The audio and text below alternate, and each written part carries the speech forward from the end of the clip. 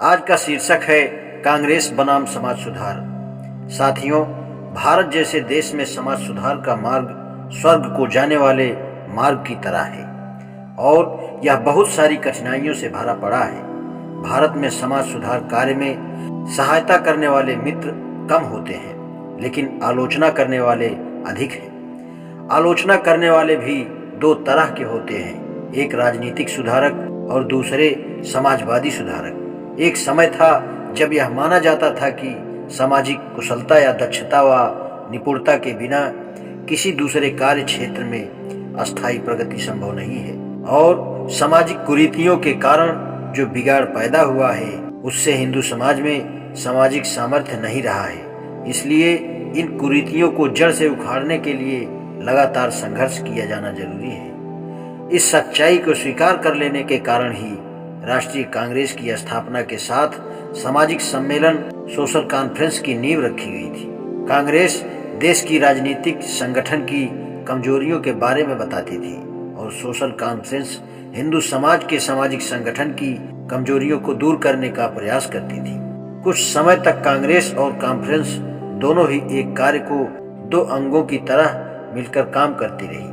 दोनों का वार्षिक सम्मेलन भी एक मंच पर होता था, लेकिन जल्दी ही ये दो पक्ष दो पार्टियों में बदल गए थे, एक राजनीतिक सुधार पार्टी और दूसरी सामाजिक सुधार पार्टी। दोनों में बाद में जोरदार विवाद छिड़ गया। राजनीतिक सुधार पार्टी राष्ट्रीय कांग्रेस का समर्थन करती थी, जबकि समाज सुधार पार्टी सोशल कॉन्फ्रेंस का समर्थन करती थी। इस प्रकार दोनों संस्थाएं एक दूसरे की घोर विरोधी पार्टियां बन गईं। झगड़े और विवाद का मुद्दा यह था कि क्या समाज सुधार का काम राजनीतिक सुधार से पहले किया जाए। 10 साल तक दोनों शक्तियों का पलड़ा बराबर रहा और लड़ाई में किसी की जीत के बिना विवाद जारी रहा। लेकिन यह बात स्पष्ट दिख रही थी कि सोशल कॉन्फ्रेंस का भविष्य बहुत जल्दी ही खत्म हो रहा था। जो लोग सोशल कॉन्फ्रेंस के सम्मेलनों की अध्यक्षता करते थे वे शिकायत करते थे और इस बात से दुखी थे कि अधिकतर पढ़े लिखे हिंदू राजनीतिक प्रगति तो चाहते हैं, लेकिन समाज सुधार के प्रति उदासीन है। इसमें उनकी कोई रुचि नहीं है। इसलिए कांग्रेस में भाग लेने वालों की संख्या बहुत अधिक होती थी और उससे सहानुभूति रखने वालों की संख्या उनसे भी अधिक थी। लेकिन सोशल कॉन्फ्रेंस में शामिल होने वालों की संख्या उनके मुकाबले में बहुत ही कम थी। साथियों, इस प्रकार जनता की उदासीनता के बाद जल्दी ही राजनीतिज्ञों ने खुले रूप से सामाजिक सम्मेलन का विरोध शुरू कर दिया।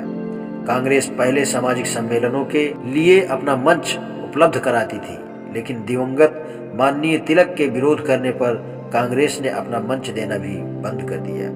दोनों में दुश्मनी यहाँ तक बढ़ गई थी कि जब सामाजिक सम्मेलन ने स्वयं अपना मंच बनाना चाहा तो उसके विरोधियों ने उसे जला देने की धमकी दे दी। इस प्रकार कुछ समय बाद राजनीतिक सुधार का पक्ष लेने वाली पार्टी जीत गई और सामाजिक सम्मेलन भंग होकर खत्म हो गया और लोग भी उसे भूल गए। सन 1892 में मिस्टर WC बनर्जी इलाहाबाद में हुए कांग्रेस के 8वें अधिवेशन के अध्यक्ष हुए। उन्होंने उस समय जो भाषण दिया था वह एक प्रकार से सोशल कॉन्फ्रेंस की मौत का अंत्येष्ट भाषण था, यानी शोक संदेश की तरह था।